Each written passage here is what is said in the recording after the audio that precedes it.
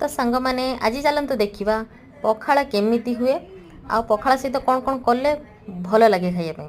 तो देखंतु ये कलरा पोड़ी मिक्सचर सहित कंचा लंका पियाज आउ जीरा देकी ग्राइंडिंग कर गोटे चटणी बनई। ये माछ देखो भाजी नहीं माछ भाजिकी माछ दला गोटे करवा आ काकुड़ी कंचा लंका पियाज अदा रसुण देखो गोटा लंका ये गाँव रू आसी तो आपको गोटे दलिकी बनैबा। तापर पखाड़ देखो गरम भात देदेवे से ठंडा पानी देकिना दही देवे आउ लेंबू कंचा लंका आ लुण पकईकी ताको दलिवे।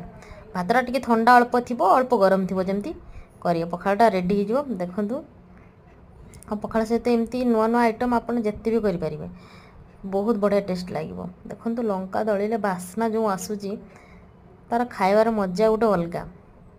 देखो मोर पखाड़ केमती रेडी हो गला। और जदि मो वीडियो भल लगुच सब्सक्राइब निहाती करंत। रहुची नमस्कार।